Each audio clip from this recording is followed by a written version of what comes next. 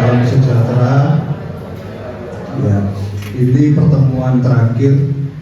Hari ini saya akan membahas humas pemerintah. Nah, gitu ya, humas pemerintah.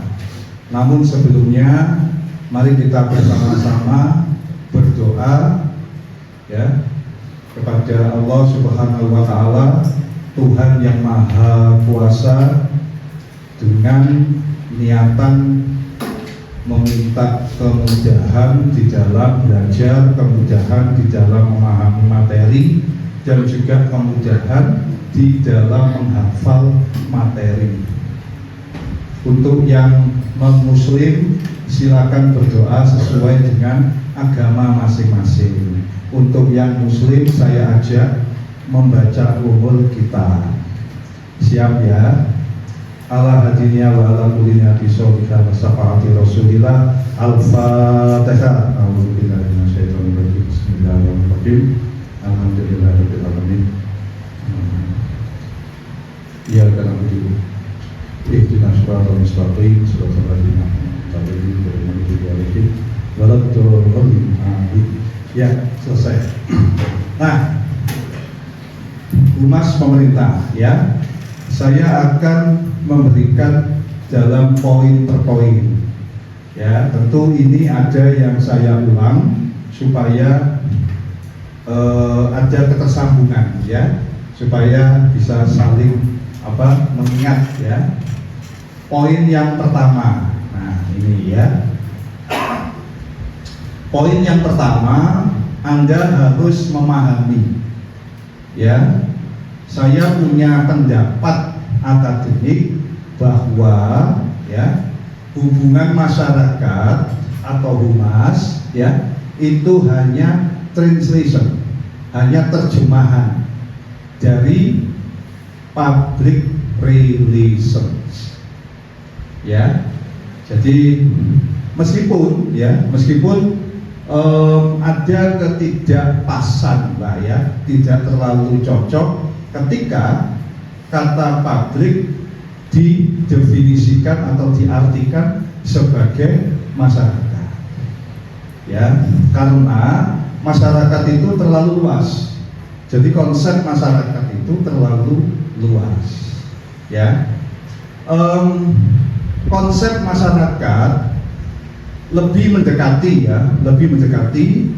atau similar dengan konsep stakeholder ya. Jadi Anda harus membaca, Anda harus memahami apa perbedaan publik dengan stakeholder ya. Nah, ini tugas Anda ya. Saya sudah memerintahkan Anda membaca apa yang bisa Anda baca buahnya ya. Ada teori stakeholder dari Friedman ya, dari Friedman ya, macam-macam ya. Pokoknya Anda bisa baca terkait dengan perbedaan antara publik dengan stakeholder. Itu berbeda ya. Selama ini banyak orang yang menyamakan ya. Saya minta Anda sebagai praktisi public relation ya, tidak menyamakan dua istilah ini ya. Saya kasih contoh ya.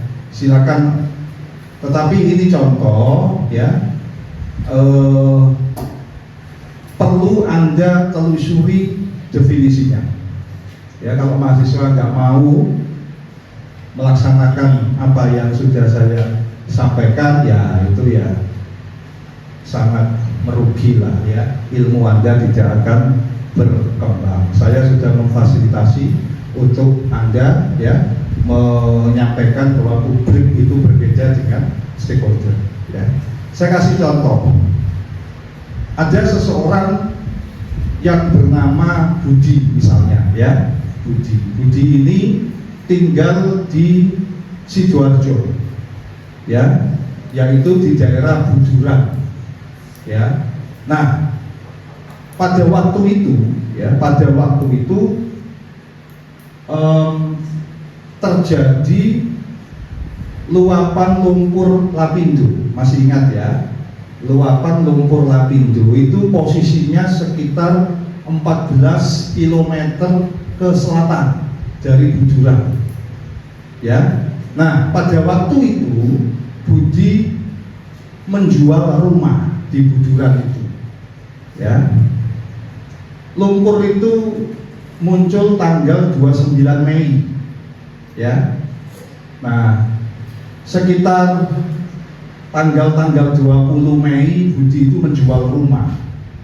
Ya, kemudian seminggu atau 2 hari atau 3 hari atau 4 hari seminggu Budi kemudian menyadari, ya, ini kok rumah saya nggak laku-laku ini, ya toh, ada apa ini? Padahal harganya murah menurut si Budi, ya, harga jualnya itu kalau menurut NJOP, ya, pajak, ya, itu sekitar 500 juta.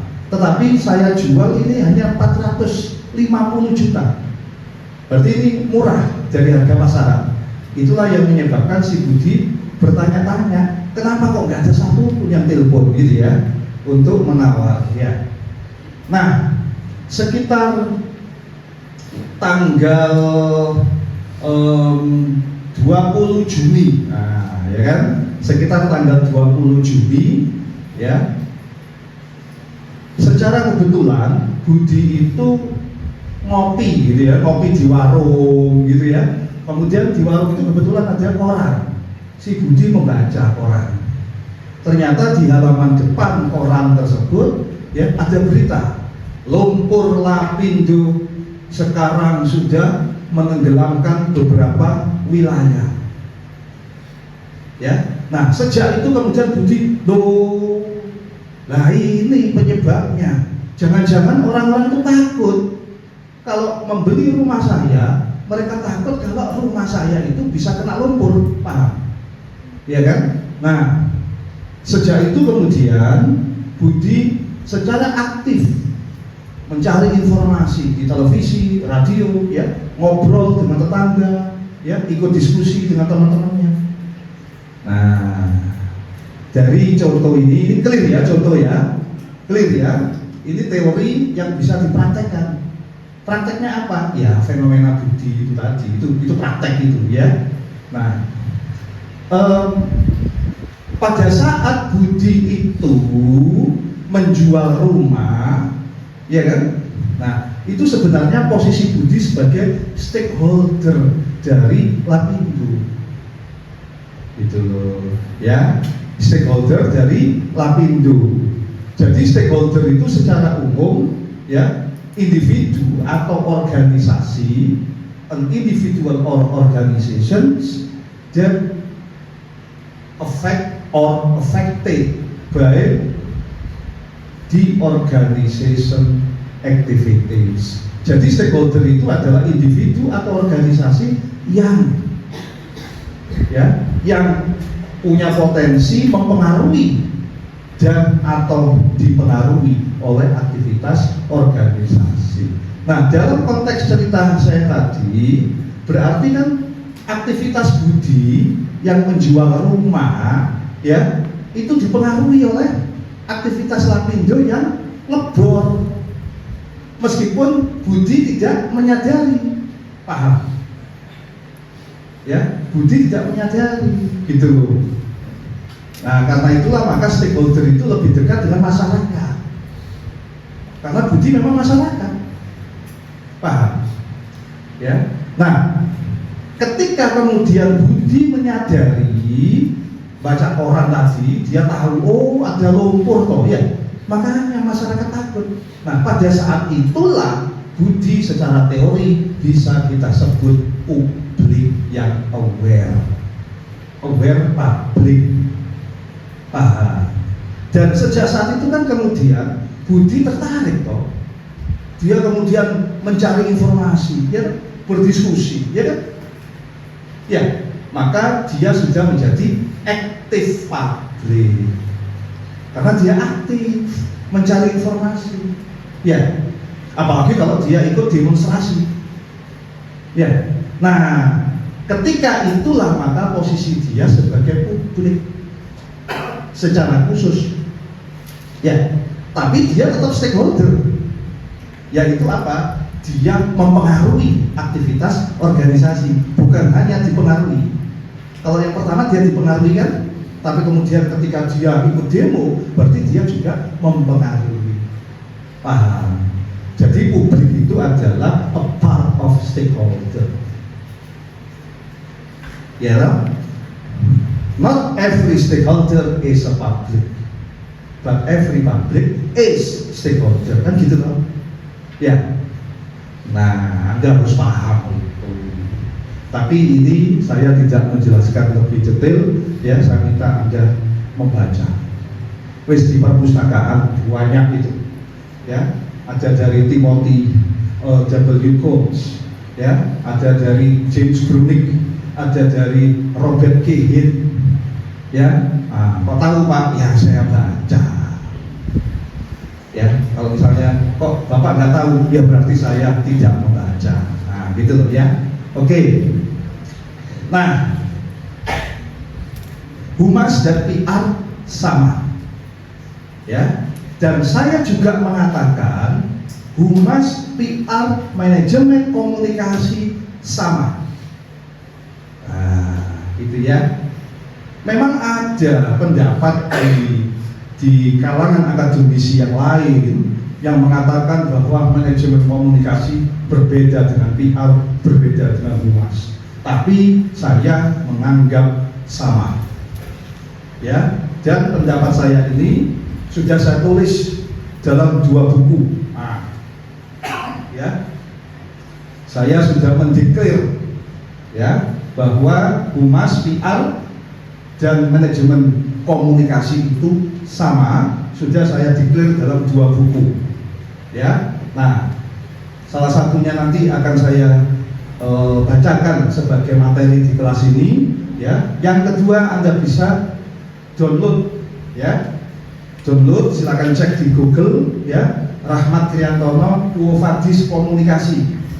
Nah, jadi judul bukunya Quo Vadis Komunikasi. Anda cek di Google, Anda akan tersambung dengan ResearchGate. Di situ ada akun saya. Nah, di situ Anda bisa download. Ya, Anda baca di bab 1 buku itu. Ya, silakan baca. Ya, oke. Nah, saya lanjutkan. Nah, yang kedua ini saya akan jadikan sebagai materi, ya, yaitu best practice humas atau public relation, bisnis dan pemerintah. Ya, silakan Anda baca. Saya sudah naruh buku ini di ruang baca. Cuman setiap kali saya cari memang keluar. Jadi buku saya laris manis di ruang baca, ya. Saya kasih ini. Di ruang baca ada 2 buku ini, ya. Nah, saya ingin pertama saya sampaikan mengapa saya mengatakan manajemen komunikasi itu sama dengan public relation, ya. Tapi kalau ada pendapat lain yang menganggap beda, itu silakan. Tapi di kelas ini saya mengatakan sama. Oke? Nah, satu berdasarkan literatur, ya, literatur, ya. Nah, namun sebelumnya saya pernah sampaikan kepada Anda, ya, saya pernah sampaikan kepada Anda bahwa public relation atau hubungan masyarakat itu hanya salah satu fungsi manajemen, betul ya? Betul ya? Nah, fungsi manajemen di bidang komunikasi. Jadi di dalam organisasi itu ada fungsi manajemen atau fungsi organisasi di bidang keuangan, betul ya? Nah, fungsi manajemen di bidang keuangan namanya manajemen keuangan, financial management, dipimpin oleh financial manager, ya, dipimpin oleh direktur keuangan, dipimpin oleh manajer keuangan. Kemudian ada fungsi manajemen yang tugasnya jualan barang, jualan produk, maka disebut fungsi manajemen di bidang pemasaran.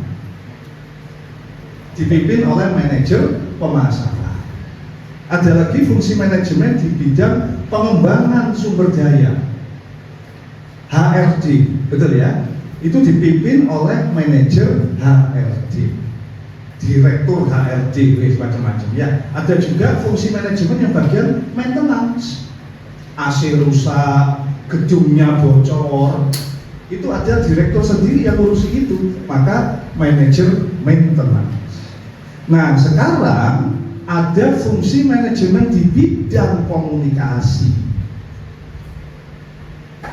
ya kan? Berarti namanya manajemen komunikasi.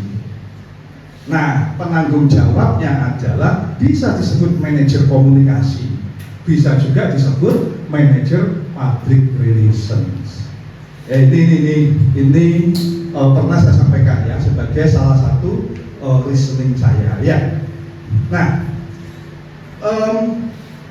ternyata Anda bisa baca definisi publik stakeholder ada di halaman 11 ya, ada di sini. Saya mengutip dari Freeman tadi, kemudian ada Coates ya. Nah, ini ada di halaman 11. Nah, sekarang saya dari literatur ya. Anda bisa baca buku aslinya. Ya, saya hanya mengutip di sini, tapi kalau Anda ingin membaca buku asli, enak buku aslinya kan gitu ya. Ya silakan ya. Ada tulisan dari Robert Head. Ya, Robert Head. Bukunya Encyclopedia of Public Relations. Nah, saya tadi coba ngeprint bagian dari tulisan Robert Head ya. Nah, di situ di buku itu ya. Nah, sama dengan di sini ya. Nah, saya coba definisikan. Tulisan aslinya. Public relations is a set of management. Public relations is a set of management, supervisory,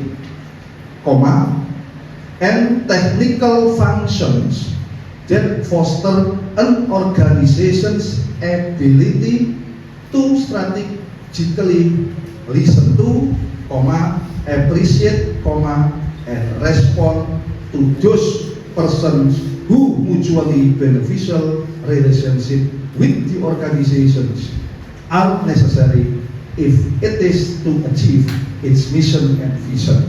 Nah, ya silakan nanti Anda baca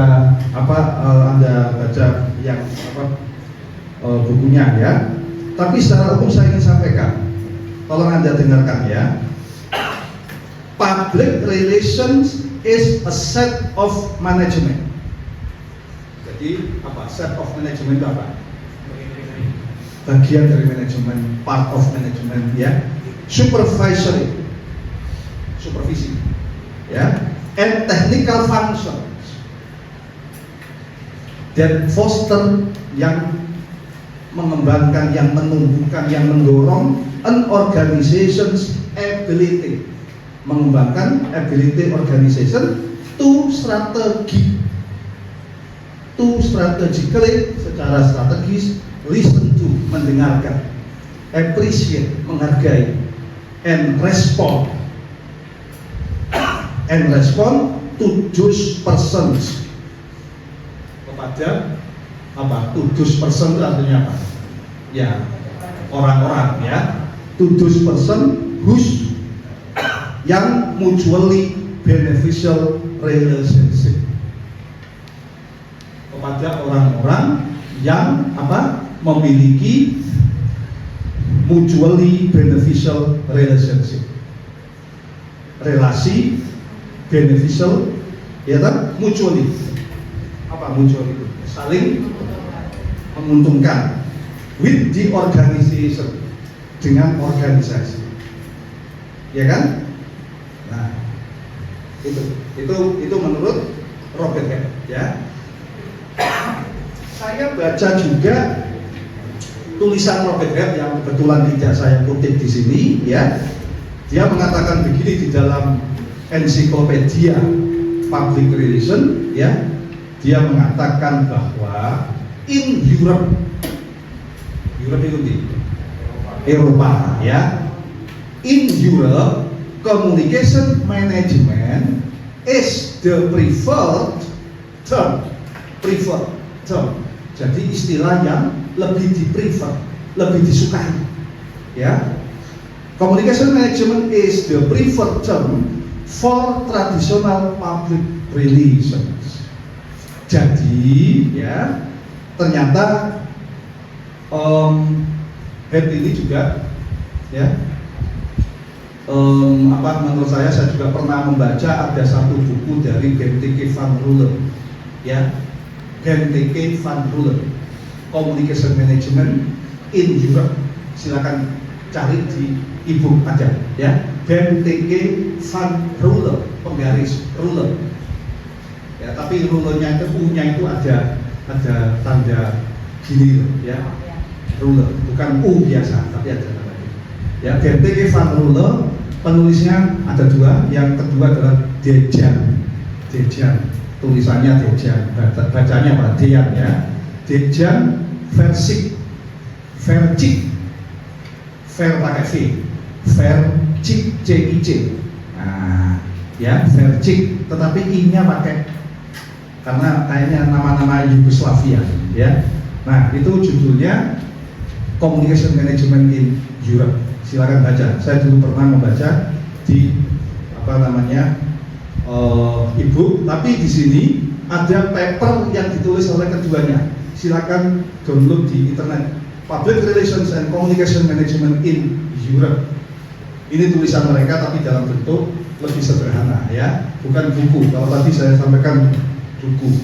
Nah, di dalam buku tadi, ya, Benteke van Ruler serta Dejan Versik melakukan penelitian, ya, terhadap 300 praktisi di Eropa, ya, terhadap 300 praktisi di Eropa, dan konklusinya adalah, ya, bahwa praktisi public relation di Eropa lebih menyebut dirinya sebagai manajemen komunikasi. Sedangkan, ya, praktisi PR di dunia lain, nah ini di dunia lain ini bukan berarti akhirat, bukan. Dunia lain itu maksudnya Amerika Serikat, ya, itu kebanyakan menyebut sebagai public relations.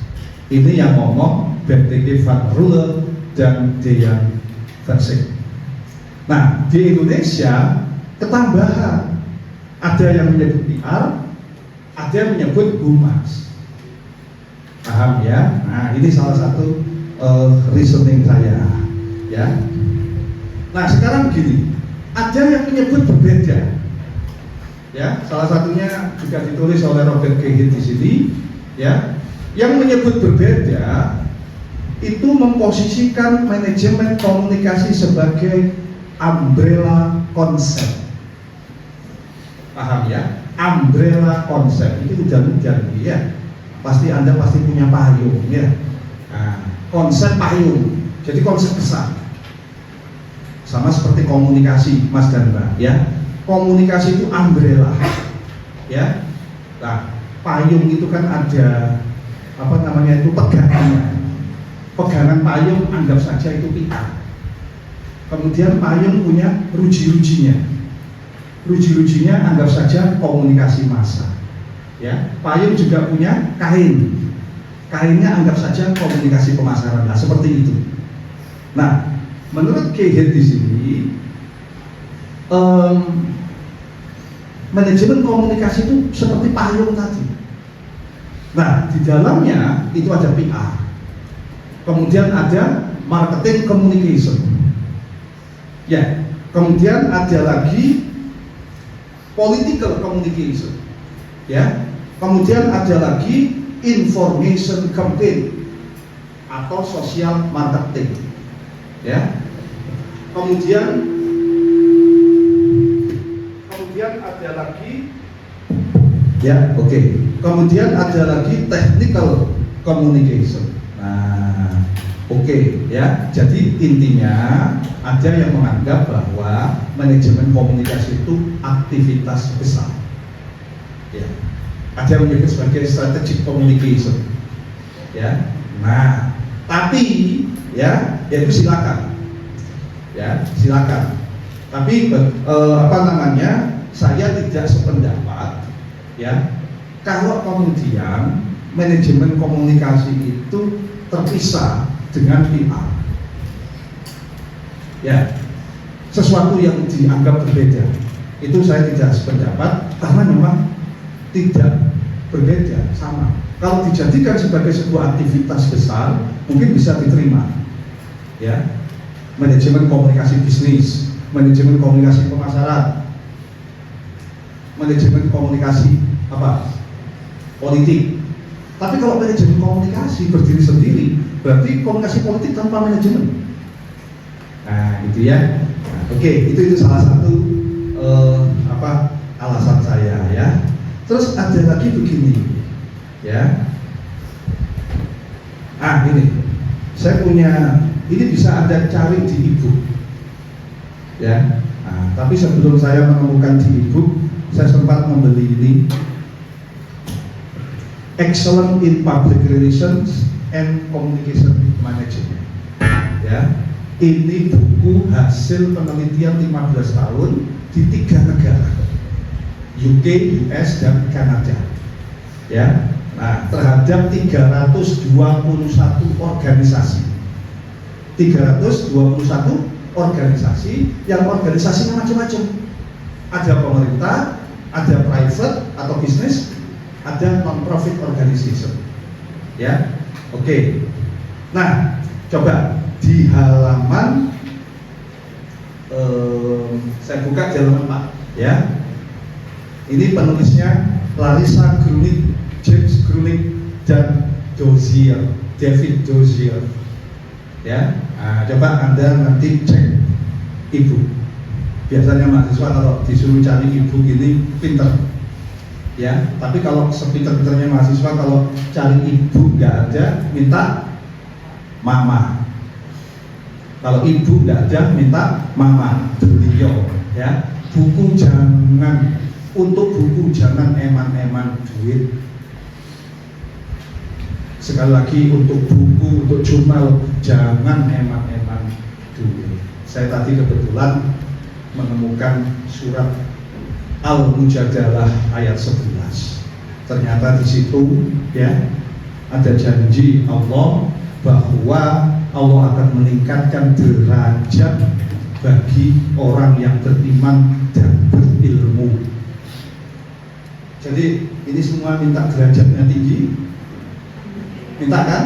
Nah, ini yang bilang Gusti Allah, bukan saya. Kalau Anda kepingin derajat tinggi, satu, iman yang kuat, kedua, ilmu. Nah, karena ini ilmu, jangan eman-eman pada buku.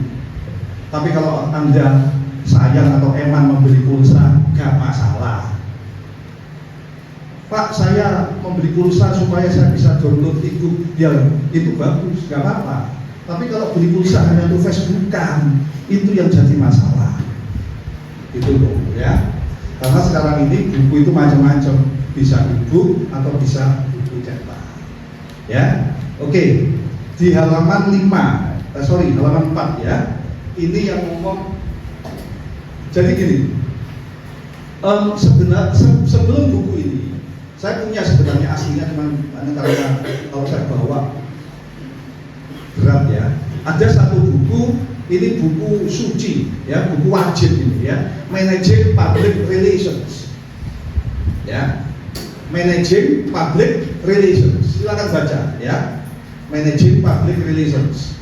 Ini penulisnya adalah James Grunig tadi. James Grunig. Ya, jangan lupa nama Grunig ini ya. James Grunig dan Todd Hahn. TODD. Todd ya. Hahn. Hunter Hahn ya, Todd Hahn. Dari kata hunter itu ya, Hahn, berburu ya. Nggak tahu ini nama orang kok berburu ini gimana ya. Oke. Nah, di dalam buku itu di halaman 6 ya, Grunig and Hahn ini juga dikutip di sini juga. mendefinisikan public relations as the management of communication between an organization and its publics. Ya, jadi Grunig mendefinisikan PR sebagai management of communication between an organization and its public. Nah, paham ya? Oke, sebenarnya. Oke. Ya. Nah, sementara di buku ini yang saya kutip di sini, halaman ini, ya, dia mendefinisikan begini, public relations, ya, or garis miring or, ya, public relations, bahasa Inggrisnya garis miring loh, slash, ya, nah, itu kan artinya or kan, ya, public relations slash or communication management is broader than communication technique and broader itu lebih luas, ya, broader than specialized public relations programs, specialized public relations program, ya, such as media relations or publicity. Saya ulangi ya, public relations or communication management, ya, is broader than, lebih luas daripada communication teknik, dan lebih luas broader than daripada specialized public relations program, daripada program-program public relation yang terspesialisasi, daripada program-program public relation yang khusus, ya. Nah, apa itu program-program public relation yang khusus? Nah, di sini ditulis such as, seperti media relations or publicity. Media relations or publicity. Jadi gini, Mas Ganda, ya. Kalau Anda baca banyak buku, ya, salah satunya Anda bisa baca bukunya Profesor Renal Kasali, ya, Profesor Renal Kasali, guru besar Universitas Indonesia Fakultas Ekonomi, ya. Nah, dia ada buku namanya Managing Public Relations. Nah, dia di situ menulis bahwa banyak orang yang menilai, banyak orang yang mempersepsi bahwa PR itu sama dengan publicity. Wah, ini bahasan lain ini, ya. Kalau saya jelaskan apa itu publicity, ya bisa-bisa sampai maghrib ini selesai kuliah saya. Ya, ini ya, ini sangat luas, ya. Ilmu ini sangat luas, ya. Nah, jadi PR itu hanya menurut tulisannya Prof. Kasali, banyak orang persepsi PR itu sama dengan atau identik dengan publicity. Nah, ini konsep baru ya. Anda jangan salah, berarti publicity itu sama dengan publikasi. Beda. Publikasi, kalau publicity bahasa Indonesianya publisitas. Jadi publisitas itu tidak sama dengan publikasi. Waduh, Pak Rahmat kok ada lagi konsep baru. Lah inilah ya, Anda harus bisa memahami dengan banyak membaca. Nah, menurut buku ini, ya, pendapat itu salah. Makanya dia menulis PR atau communication management broader than specialized public relations program. Jadi publicity itu hanya salah satu programnya PR. Publicity is not the same as PR. Gitu loh ya. Oke. Nah, ini ya. Jadi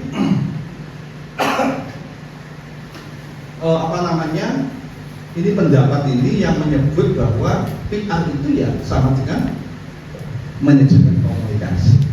Ya, oke. Saya lanjutkan.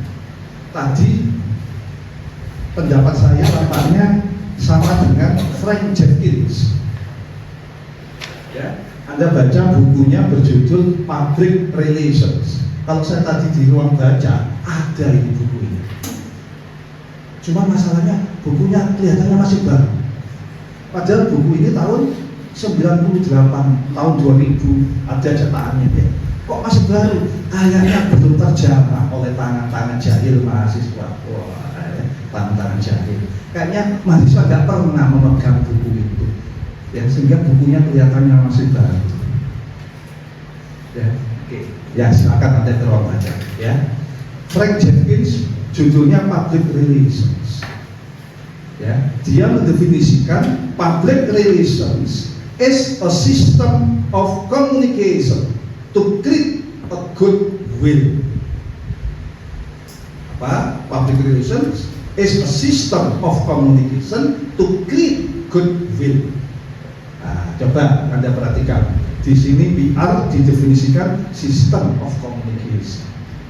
Berarti sistem komunikasi sama dengan tadi fungsi manajemen di bidang komunikasi. Fungsi manajemen di bidang keuangan berarti sistem keuangan. Sistem manajemen di bidang apa? Pemasaran ya. Berarti sistem pemasaran. Betul ya. Oke.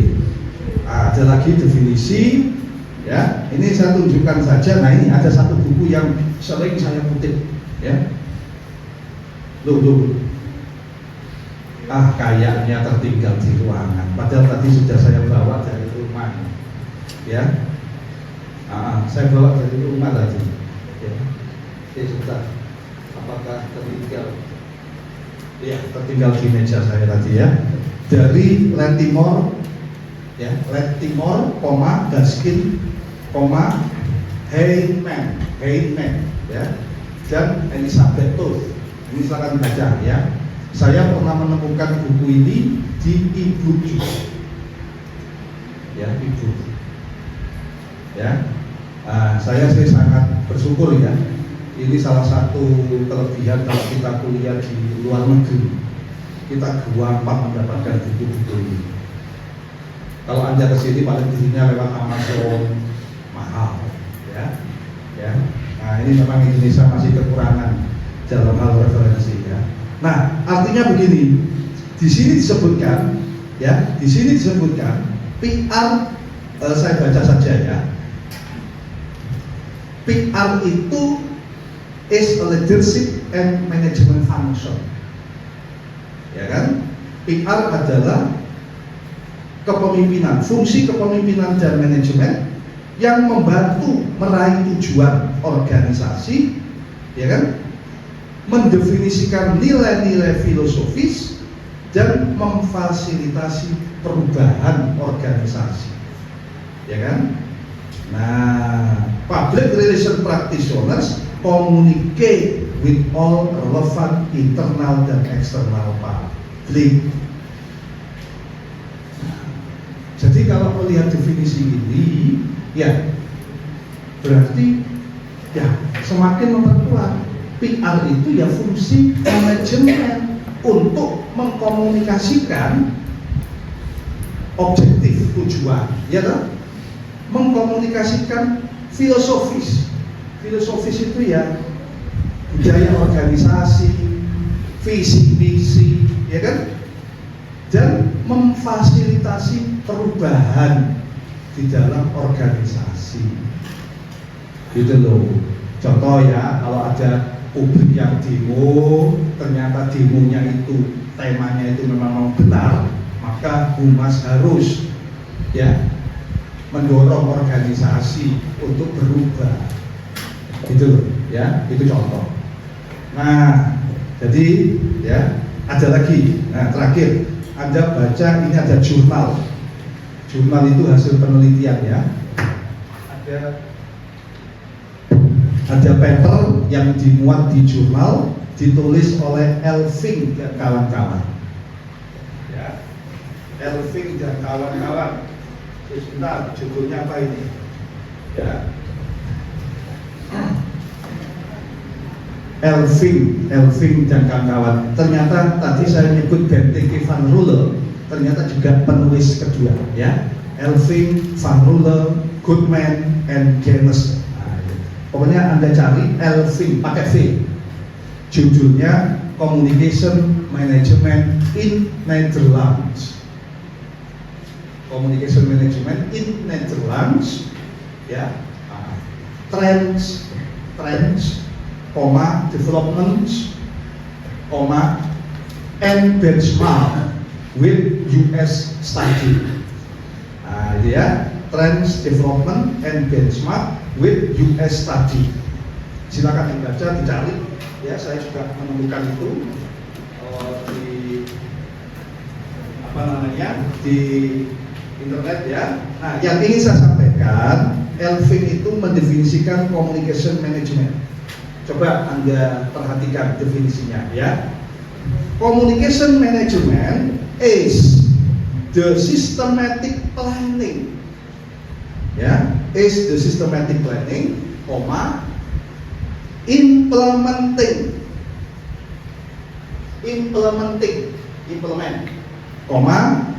monitoring, and revisi ya, and revision of all the channels of communication, ya, revision of all the channel of communication within an organization, di dalam organisasi. Nah, coba Anda baca lagi ini definisi ini. Kira-kira definisi communication management yang disampaikan Elving ini berbeda enggak dengan definisi public relations? Kira-kira ya, gitu ya.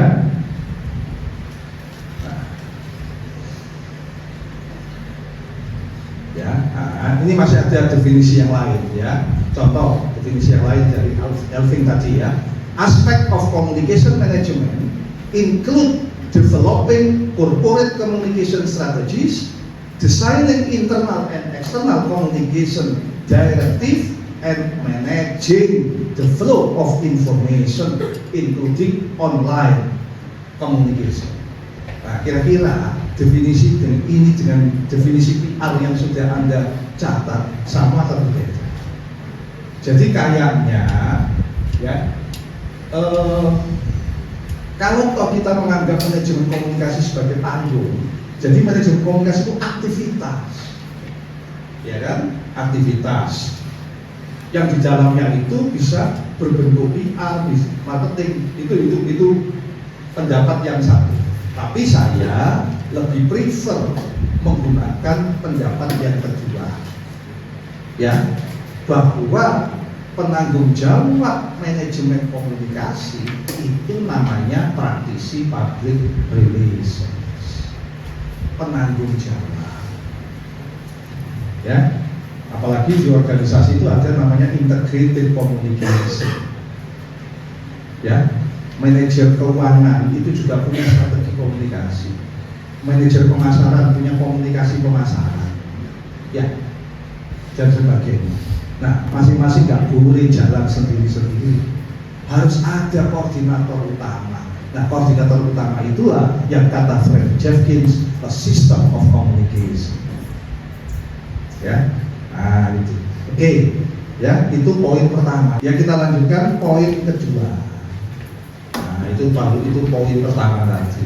Ya, poin kedua bahwa ya, public relations ya itu bisa bermakna dua, ya. Satu, itu bermakna sebagai aktivitas komunikasi, ya, aktivitas manajemen komunikasi, ya.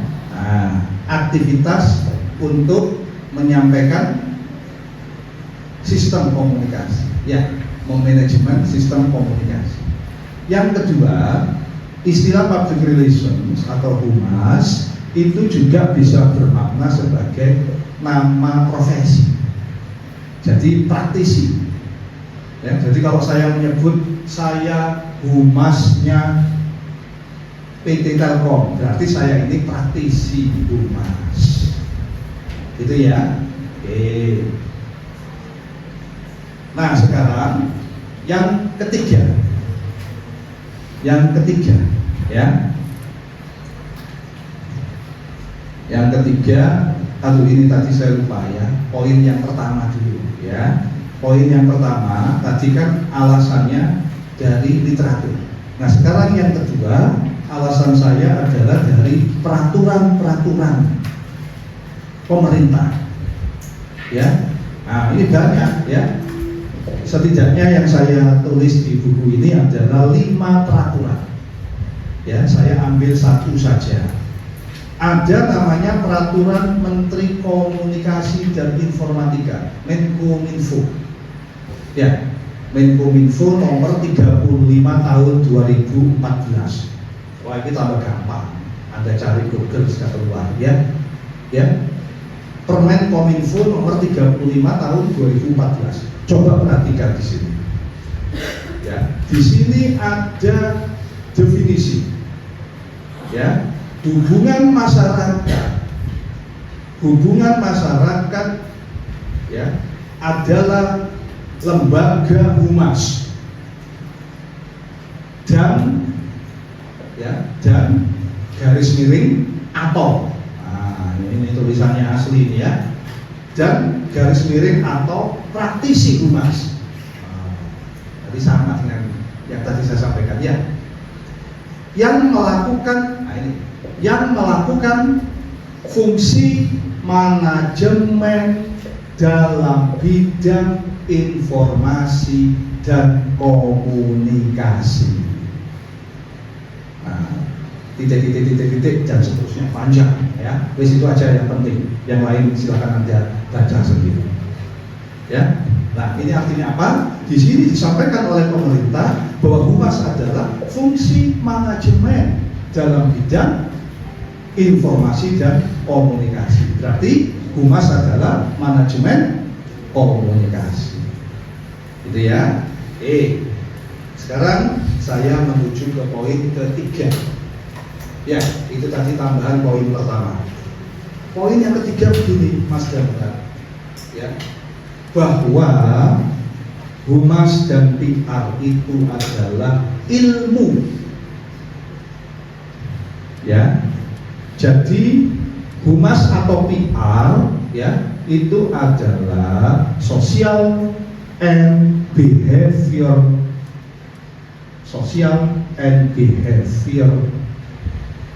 applied science. Jadi ilmu sosial dan behavior terapan. Ya. Atau apa? Yang betul apa? Applied social and behavior science gitu ya. Applied social and behavior science. Ya. Ilmu sosial dan perilaku terapan. Jadi artinya ilmu. Ya. Artinya ilmu. Ya. Nah, ini yang ngomong juga bukan saya, ya. Yang ngomong ini banyak pakar, Anda bisa baca ada satu buku namanya Public Relation Theory, ya. Public Relation Theory itu penulisnya Bolton and Heselton, ya. Nah, itu yang mengatakan demikian, ya. Dan saya, nah ini ada satu lagi, Pak ini kok Pak Rahmat ini kok bukunya banyak, ya memang saya banyak menulis ini. Anda bisa baca buku saya yang lain warnanya hitam, teori public relation. Di situ saya menemukan bahwa humas ini sudah punya banyak teori. Karena sudah banyak teori, maka boleh disebut ilmu. Karena salah satu syarat ilmu nomor satu harus punya teori. Ya, nah, itu banyak di situ teori ya. Oke, sekarang nomor 4. Ya. Nah, ini sambungannya ya, nomor 4 ya. Oke. Teori-teori PR tadi ya, ya, itu kan ada misalnya membahas tentang fungsi humas apa, ya, peran humas apa, tujuan humas apa, ya kan? Kemudian pekerjaan humas apa, nah, kan gitu ya. Nah, teori-teori tadi, terima kasih. Nah, ini bukunya. Ya, yang tadi saya sebut, Jan Latimore, Otis Baskin, Edmund dan Elizabeth. Tapi ini insya Allah ada di ibu ya. Nah, saya ini baru tahu kalau ada di ibu setelah membeli ya. Oke, saya lanjutkan. Jadi kalau saya bicara tentang peran PR, saya ambil dari sini. Ya, ini yang saya kutipan aslinya. Kalau saya pernah menyampaikan ke Anda fungsi-fungsi, ini saya ambil dari sini. Ini buku ini sudah tahun 50-an, tapi sudah dicetak berapa kali. Ini buku yang sangat terkenal, Creative and Center, pernah dengar? Nah, ini terjemahan, ya, ada di ruang baca. Nah, ini tadi saya ambil, ya. Nah, ini saya ambil dari ruang baca. Silakan dicek di ruang baca, ya. Oke. Nah, saya lanjutkan, Mas Ganda, bahwa teori-teori tadi, ya, misalnya teori tentang fungsi, peran, tujuan dan sebagainya bersifat universal. Nah, apa? Bersifat universal. Universal itu apa? Umum, ya, umum. Nah, yang dimaksud universal itu mencakup dua. Nah, ini tampaknya saya kok nggak terlihat ini ya. Saya tak berdiri, bisa berdiri ya. Nah, ini sebagai bukti bahwa Pak Rahmat juga masih bisa berdiri, ya. Ya, oke. Kok guyu kaget, betul kan? Bisa berdiri kan? Ya. Oke. Nah, yang dimaksud universal itu satu, bahwa teori-teori humas, ya, apakah itu peran, fungsi, tujuan dan sebagainya, itu berlaku dalam semua konteks organisasi. Paham ya? Konteks organisasi. Apakah itu organisasi bisnis? Apakah itu organisasi pemerintah? Apakah itu organisasi non-profit? Semuanya yang namanya humas itu universal.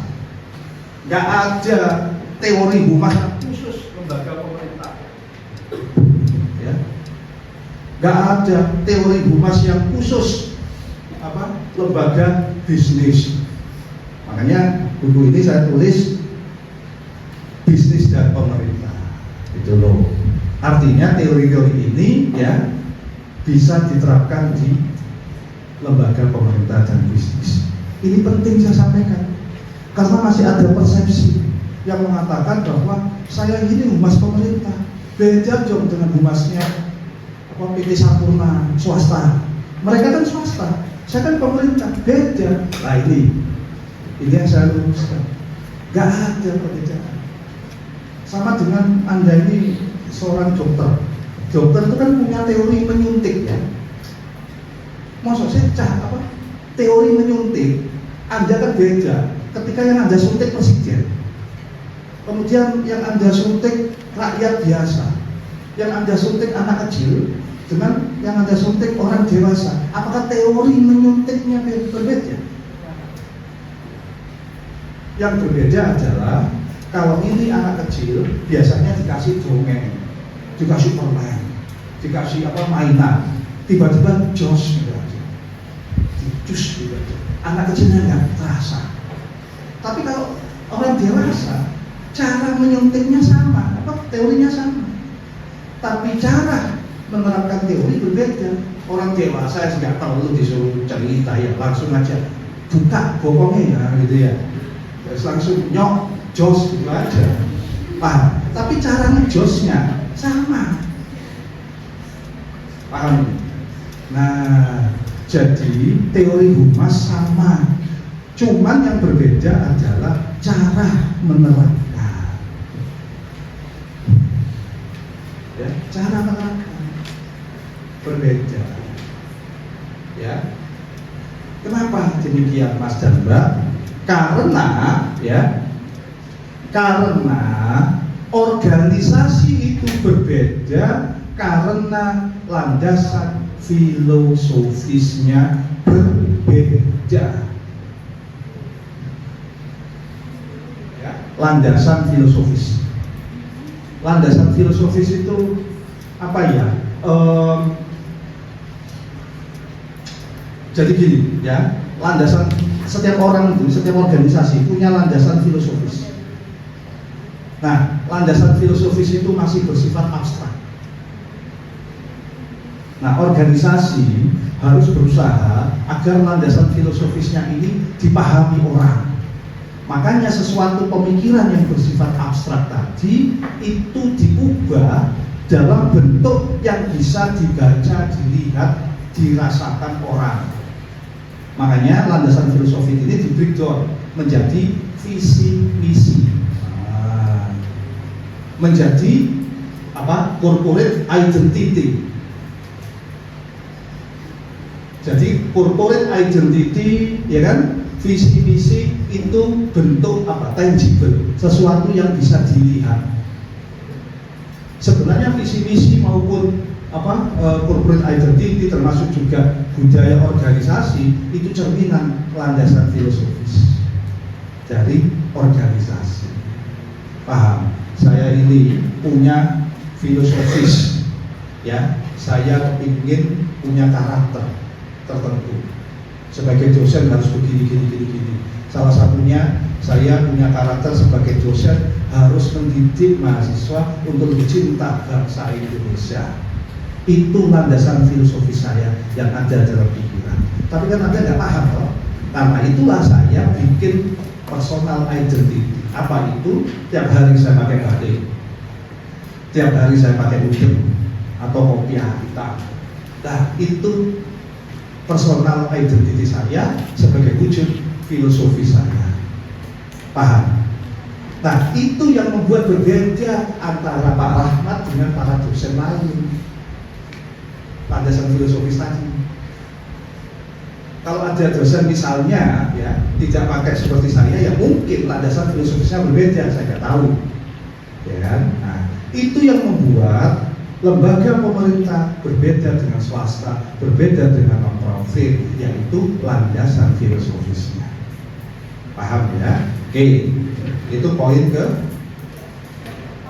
4 atau 3? 4 ya. Poin yang keempat ya.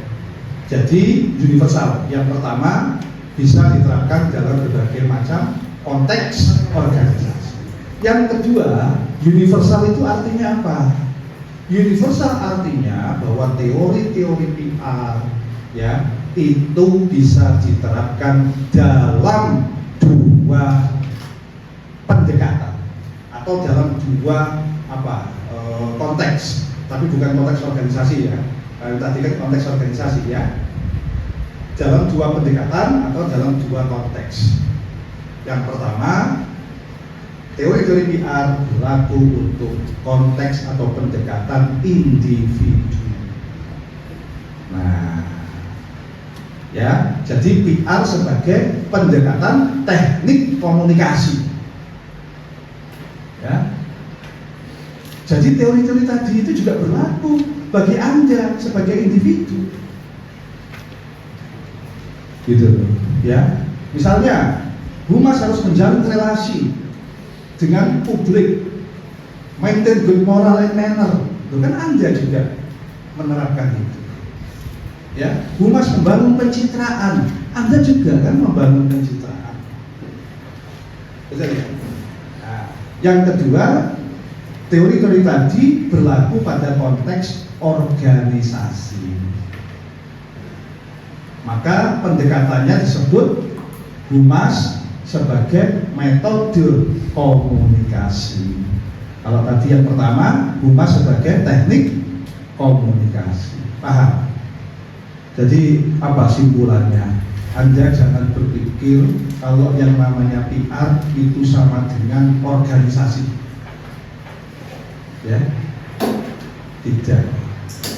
Silakan banyak beberapa penelitian. Misalnya ada satu paper ya. Saya pernah menemukan satu paper yaitu judulnya strategi restoration image. Ya, ini teori image restoration ya. strategi merestorasi image yang dilakukan oleh seorang aktor Hollywood namanya Hugh Grant. Berarti artinya apa? Dilakukan oleh individu. Mungkin Hugh Grant itu nggak sadar kalau yang dia lakukan itu PR.